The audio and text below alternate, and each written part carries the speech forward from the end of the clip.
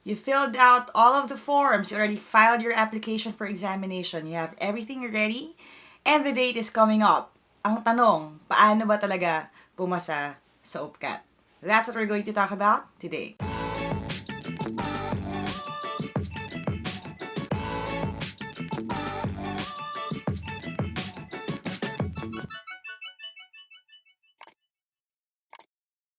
Hi there! Thank you for checking out my channel. Thank you for clicking on this video. If this is the first video that you're watching from my channel, I make educational and motivational content. Most of those are geared towards you guys na magte-take ng mga aptitude exams kasama na yung mga college entrance exams. Now, whether you're taking yung UPCAT, PUPCET, or any other college entrance exam, I hope naging helpful tong video na ito para sa inyo. And if you notice na medyo pakak ang makeup natin ngayon, that really is because I was invited to be one of the presenters sa YouTube Ads Awards 2019. And it was a great privilege for me to be up on stage and to meet all of these people who are in the creative industry din, just from the ads side, and yun, nakaka-enjoy naman din. So, I also want to thank Adrian pala for doing this magic. So, if you want to follow him, his Instagram will be below din sa description box. Now, let's just jump right into it. Ano yung mga tips ko para sa inyo? Now, just a bit of a background para lang makabuild tayo ng credibility, which is yung number one na role ng mga speakers. Bakit ko pwede kayong payuhan pagdating sa college entrance test? Well, simply because nag-take ako ng exams din. Syempre, right after I graduated from Quezon City Science High School, and I actually took the exam in 2 colleges lang at the time. At ngayon, pag naisip ko, parang hindi ko alam kung tama yung decision na yun. Pero I passed both of them naman. So I got into UP, Diliman, and I also passed sa PUPCET. With flying colors kasi mataas yung rating namin din. Kasi if you're taking the PUPCET, you probably know this, the higher your score, the better it is for you kasi first option kayo pagdating sa course. Yun lang naman talaga yung difference nun. So, I think at the time, nasa 99 yung score namin out of 100. I say namin kasi may kakambal ako. But anyway, so I passed both exams and yun, I got into UP Diliman, which was my parents' dream school for me din at the time. So, nakapasok ako doon. I also passed the UP Law Aptitude Examination. So I have this knack of getting into UP. And I hope makatulong itong mga tips na to sa inyo. Tip number 1, you have to research the topics. Now again, hindi lang pagdating sa UP, pero pagdating sa lahat ng mga college entrance exams, you have to research kung yung mga particulars ng bawat isa sa kanila. Ang beauty nga ngayon is that you kids have it easy kasi meron ng Google. Pwede nyo nang i-Google right away. And most colleges actually put up kung ano yung mga topics na lalabas sa exams nila doon sa kanilang mga sarili mga admission sites. Nung time namin kasi, and medyo mabubuking ninyo yung age ko, hindi pa uso yung internet sa bawat bahay. Dial-up pa yung internet noon at hindi pa naka-post yung mga information na to sa website nila.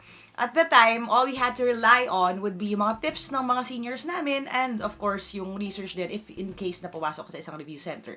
Pero for those of you who are doing your self-review, very, very helpful ang Google sa panahon ngayon. Here's just my thing, no? Don't comment sa baba and ask me. It'll be faster if you get the information kung kayo mismo ang mag-Google right away. Okay? So again, find out yung mga topics. In some colleges kasi, merong science, in some wala.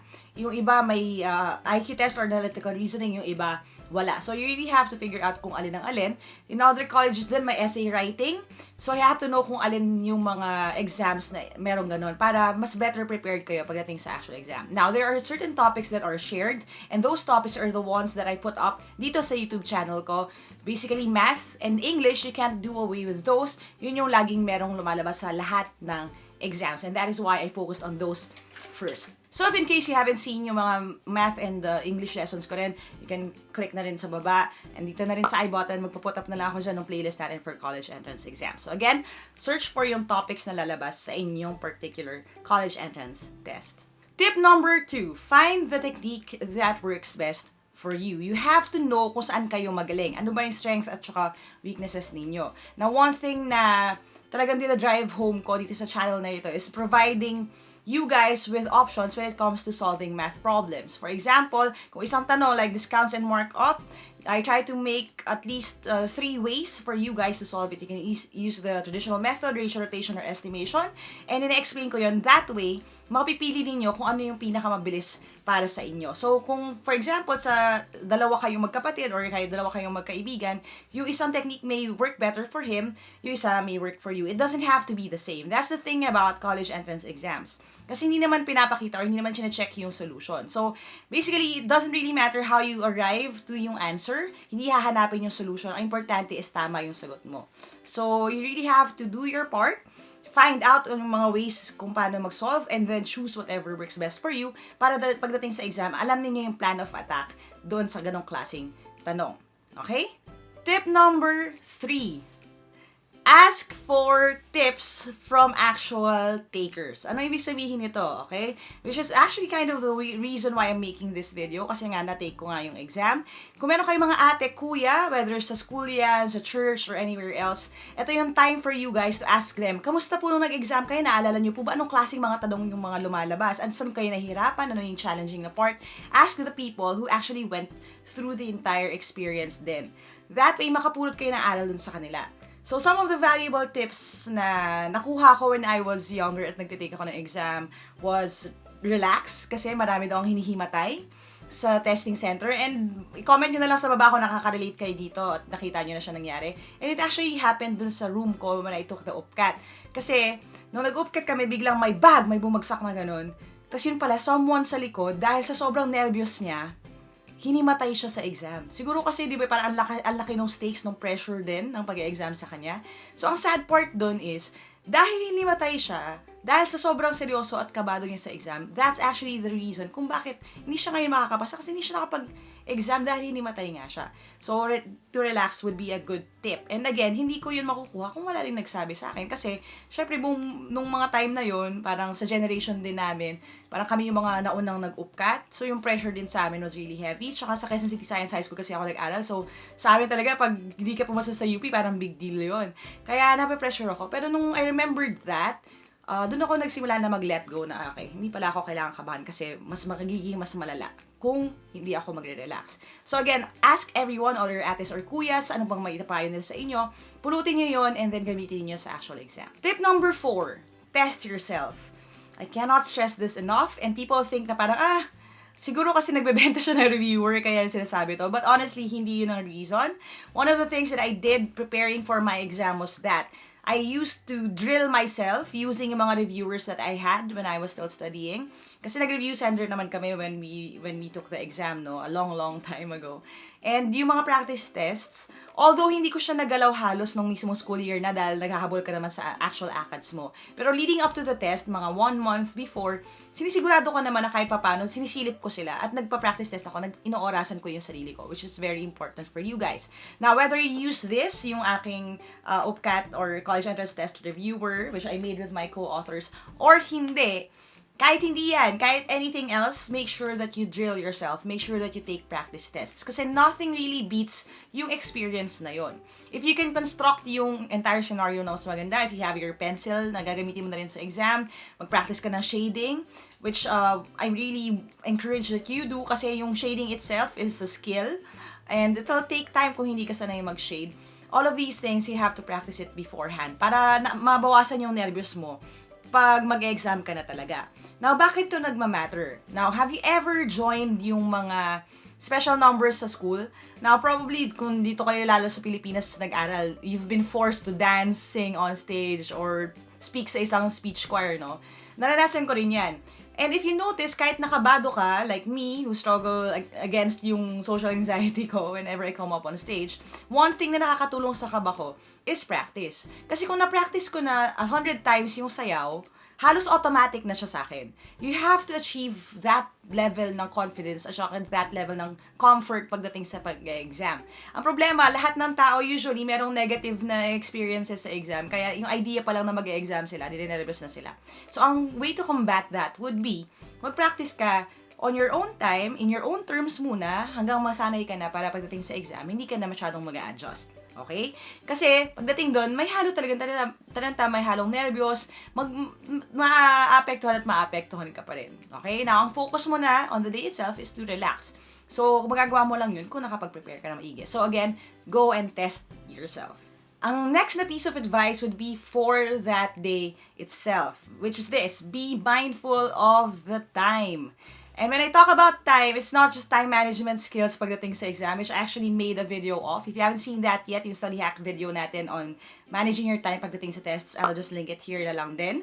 It's not just that. One thing na nakakalimutan ng lahat na mag-prepare is yung time that it takes for you to travel from your bahay hanggang dun sa exam center ninyo.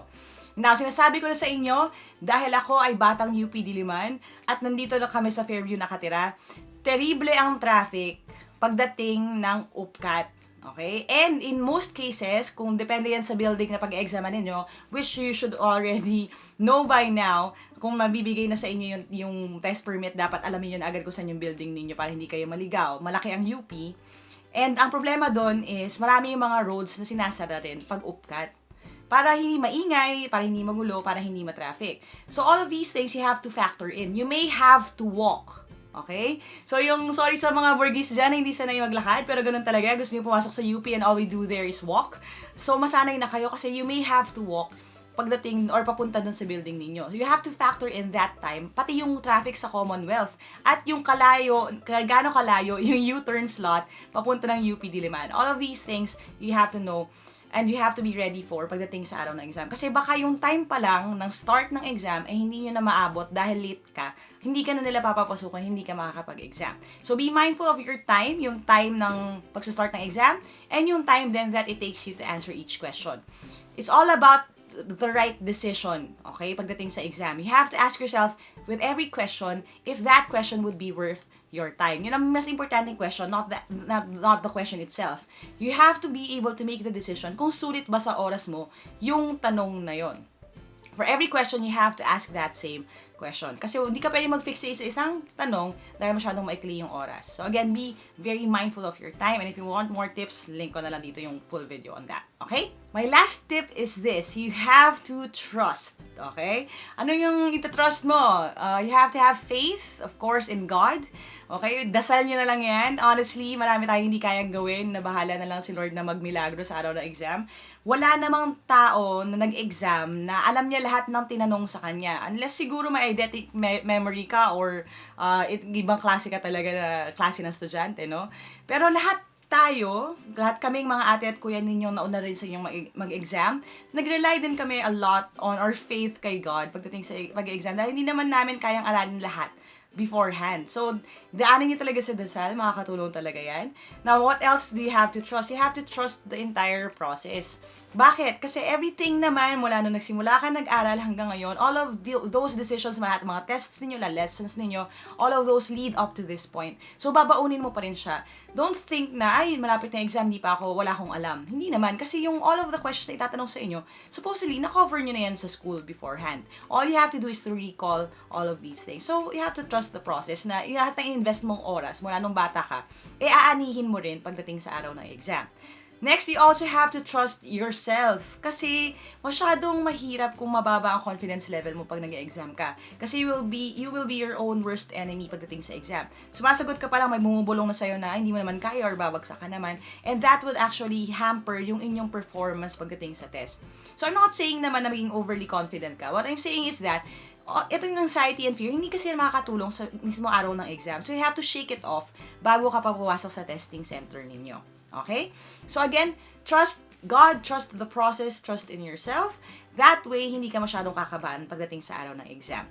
Now, here's another piece of advice na hindi naman necessarily about the UPCAT itself, pero this is actually, well, arguably, even more important than all of the rest that I told you guys, which is this. This is just a test. This is just part of a long journey that you will have ahead of you. Hindi ito ang magdedetermine if you're going to be successful in life or hindi. Hindi lang UP ang university na pwedeng para sa iyo ngayon. Baka hindi ilalagay yun yung design ni God for you. Hindi lang PUP ang pwedeng magbukas na pinto sa iyo. Maraming mga colleges dyan na pwede mo ring pag-try na applyan. Kaya nga lagi ko sinasabi sa mga tao is, huwag niyo akong gayahin. Huwag niyo kaming gayahin. Yung bunso nga namin, mas malala, sa UP lang talaga siya nag-exam. So it's UP or bust, no? Pero looking back again, lalo na kung hindi ka masyadong confident naman sa grades mo or status mo as a student, try to take as many tests as possible. Okay? Marami naman tayong state universities, hindi lang naman UP at PUP lang. Maybe you have your own state university sa province mo or kung nasaan yung city ninyo. Maybe may mga ibang mga colleges na open ang doors for scholarships. Take all of these exams habang bata ka pa. That way, you have more options pagdating sa results. Now again, hindi naman din determinant ng success yung inyong college. I've known people who ended up in UP and didn't finish and still successful. Meron din naman ako mga kilala na hindi nakapasok ng UP, hindi nakapasa ng UPCAT, pero nakalipat sila, nakatransfer sila as a student a year after or 2 years after, and eventually nakagraduate din sila sa UP. So kung dream school mo yun, don't let it just be a dream, no? Make it a goal. Pero the thing is, dahil goal mo na siya, may mga actionable steps ka na kailangan gawin. So kung kunyari, hindi ka talaga well prepared sa UPCAT, hindi ka nakapasa, hindi naman yun ang end of the world. There are other options. Pwede kang mag-transfer na lang. So make sure na yung first and second sem mo, yung first year mo sa ibang college ay matataas ang grades mo. That way, so dali ka makakapag-transfer. Kasi funny story, doon sa barkada namin, when I was in high school, actually ako lang yung nakapasa sa UP. But I left UP after a year and a half and I went to seminary and I shifted my course. Yung dalawa naming barkada na hindi nakapasok sa UP, sila actually yung gumraduate sa UP kasi nag-transfer sila from outside. So again, iba yung kwento eh. Hindi naman yung isang path lang yung pwedeng daanan. Yeah, you can be more creative din about it if you really want to get into UP. Okay? And it's the same for every other college out there. So again, just be creative, be innovative, find ways, and do your part. Kasi at the end of the day, when it comes to real life, your attitude determines your aptitude. And I tell my students this all the time, no? Hindi naman kailangan na ikaw ang pinakamagaling.